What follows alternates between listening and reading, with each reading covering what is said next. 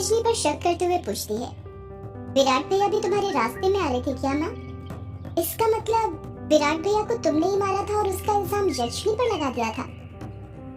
अमोदिता का सवाल सुनकर रजनी घबराने लग जाती है। रजनी अमोदिता के सवाल का कुछ जवाब नहीं देती है। वो एकदम चुप हो गई थी, किसी भीगी बिल्ली की तरह। अमोदिता वंदना के पास खड़ी होती है और रजनी की आंखों में देखते हुए बोलती है, बोलो माँ, तुम चुप क्यों हो गई? क्या विराट भैया को भी तुमने ही मारा था क्योंकि वो तुम्हारे रास्ते का कांटा बन रहे थे?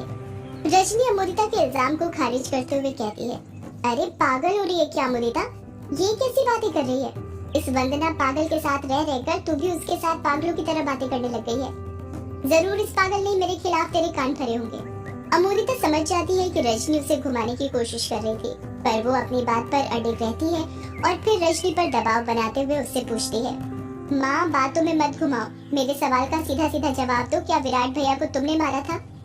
रजनी अमोदिता को समझाते हुए कहती है, नहीं अमोदिता, ऐसा तू सोच भी कैसे सकती है? आखिर विराट भी मेरे बेटे की तरह था, मैं उसे भला क्यों मारूंगी? उसे तो यक्ष ने नहीं मारा था। माना मैं सौदाई हूँ, जादू टोना करती हूँ, पर किसी को मार नहीं सकती, समझी?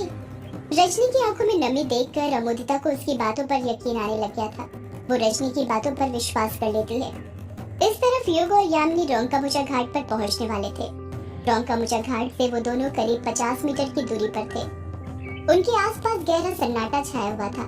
वहां पर उन दोनों के सिवा और कोई नहीं था। युग रोंकामुचा घाट की तरफ देखते हुए कहता है, यामिनी, घाट पर तो बहुत अंधेरा है। यामिनी रोंकामुचा घाट की तरफ देखते हुए कहती है, कहाँ पर युग बाबू? युग अपने कदम आगे बढ़ाते हुए कहता है, ये यामिनी घाट पर तुम्हें अंधेरा नहीं दिख रहा क्या? मुझे नहीं लगता तुम इतने अंधेरे में अकेले अपने घर जा पाओगे। तुम्हारे पास तो मोबाइल भी नहीं है जिसकी टॉर्च की रोशनी की मदद से तुम घर तक जा सको। एक काम करता हूँ, मैं ही तुम्हें तुम्हारे घर तक छोड़ देता हूँ, यही ठीक रहेगा। यामिनी युग के मजे लेते हुए कहती है, युग बाबू, आपको तो बस मेरे घर तक जाने का बहाना चाहिए। आप क्या मेरे घर पर जाकर मेरे बाबा से मेरा हाथ मांगने वाले हैं, जो बार बार मेरे घर जाने की रट लगाए रहते हैं? युग अपनी नजरें चुराते हुए कहता है, अरे नहीं यामिनी, तुम मुझे गलत समझ रही हो। मैं तो ये सब बस तुम्हारी मदद करने के लिए कर रहा था। तुम ही देखो ना, भला घाट पर कितना अंधेरा है। मुझे तो कृष्णोई नदी भी दिखाई नहीं दे रही है, बस पानी बहने की आवाज सुनाई दे रही है। कहाँ युग बाबू, आपको कहाँ इतना अंधेरा दिख रहा है? मुझे तो नहीं दिख रहा। यामिनी ने इतना कहा ही था कि वो घाट के पास पहुंच जाती है। जैसे वो घाट की रेत पर अपना पहला कदम रखती है, अचानक से वहाँ पर 4-5 के झुंड में जुगनू आने लग जाते हैं, जिनसे आसपास रोशनी होने लग जाती है। रोशनी इतनी बढ़ जाती है कि युग और यामिनी एक दूसरे को साफ साफ देख पा रहे थे। यामिनी फिर युग के मजे लेते हुए कहती है, बताइए कहाँ पर दिख रहा है युग बाबू आपको अंधेरा? मुझे तो कहीं दिखाई नहीं दे रहा।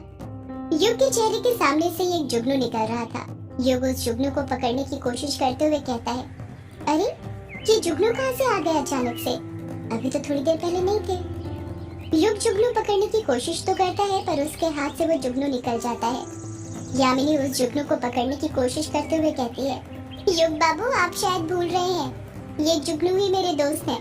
मैं जहाँ जाती हूँ ये मेरे साथ आ जाते हैं। यामिनी के हाथ में वो जुगनू आ गया था। वो जुगनू यामिनी के हाथ में ऐसे जगमगा रहा था जैसे कोई तारा आसमान में टिमटिमाता है।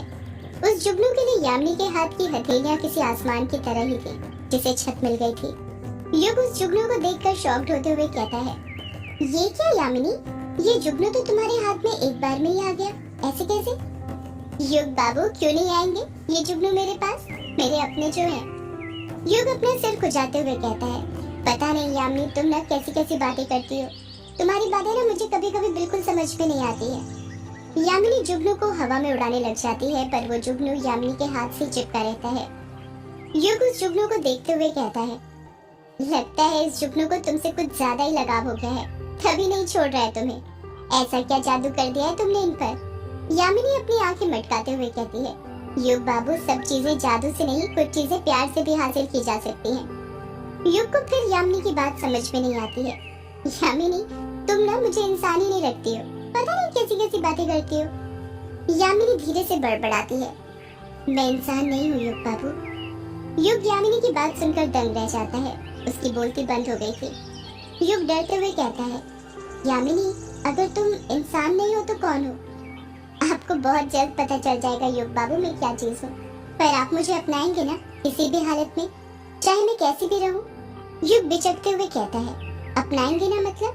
यामिनी बात को पलटते हुए कहती है, मतलब ये कि हम रोंका घाट पर पहुंच चुके हैं, अब मैं अपने घर जाऊं? युग यामिनी को और रोकने का बहाना ढूंढने लग जाता है। युग यामिनी के साथ और वक्त बिताना चाहता था, पता नहीं क्यों, पर यामिनी से बातें करके अभी उसका दिल नहीं भरा था।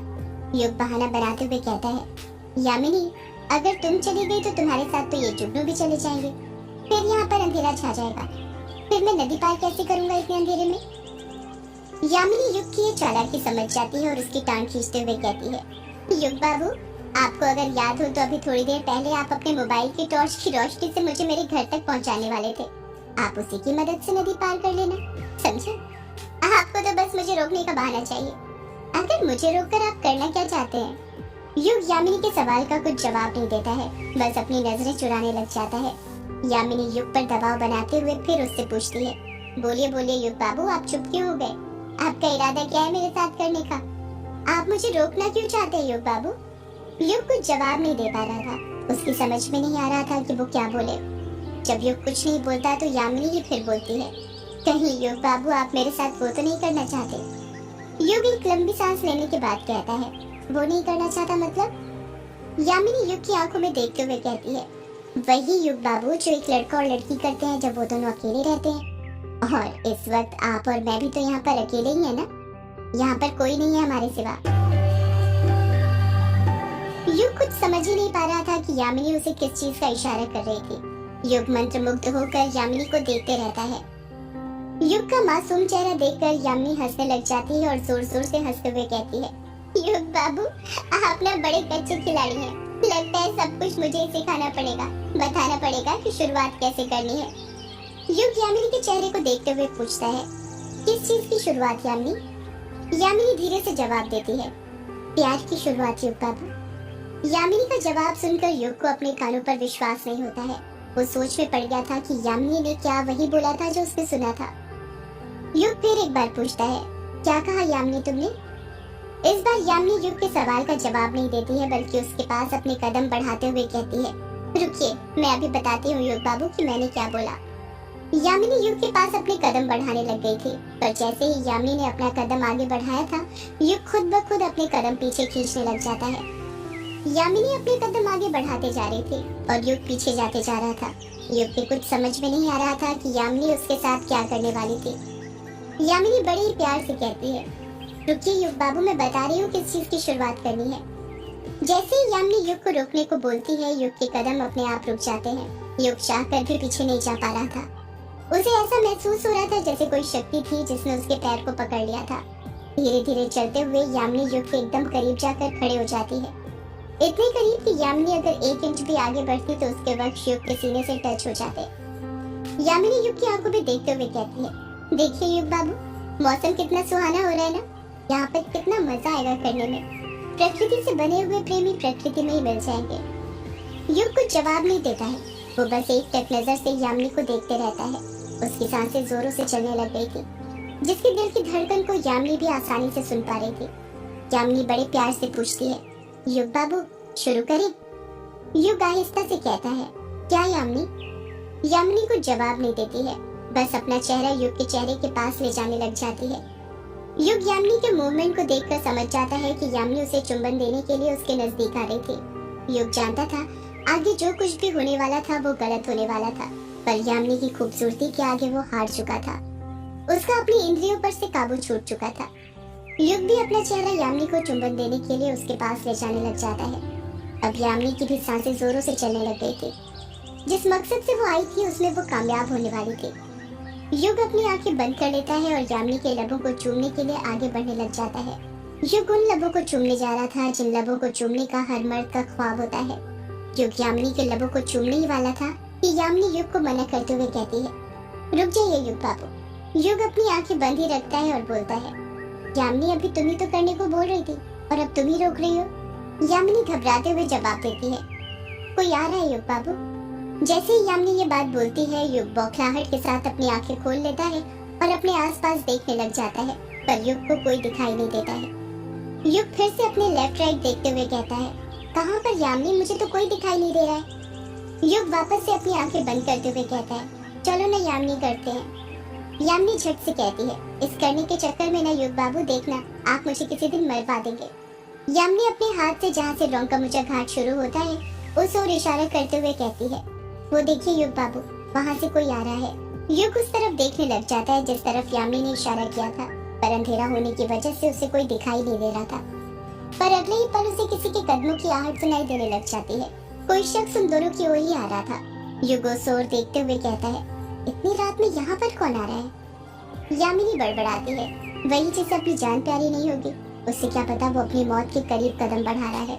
युग आंखें बड़ी करते हुए कहता है, क्या कहा यामिनी तुमने? यामिनी बात को बदलते हुए कहती है, मैंने कहा मुझे नहीं पता कौन आ रहा है युग बाबू। मेरी उल्लू की तरह आंखें थोड़ी है जो अंधेरे में देखकर बता दूं कि कौन आ रहा है। खैर जो भी आ रहा हो आप देख लेना, मैं तो जाती हूँ, आपके चक्कर में पहले ही बहुत लेट हो चुकी हूँ। युग कुछ जवाब देता उससे पहले यामिनी वहाँ से निकल जाती है। यामिनी जैसे ही वहाँ से जाती है उसके साथ सारे जुगनू भी वहाँ से चले जाते हैं। घाट पर वापस से अंधेरा छा जाता है। युग को कुछ दिखाई नहीं दे रहा था, वो अपना शरीर तक नहीं देख पा रहा था, इसलिए वो अपने मोबाइल का टॉर्च ऑन कर लेता है। कदमों की आहट धीरे धीरे तेज होने लग गई थी। जिस ओर से कदमों की आहट सुनाई दे रही थी, युग उस ओर अपने मोबाइल का टॉर्च मारते हुए कहता है, कौन है वहाँ पर? कोई जवाब नहीं आता है।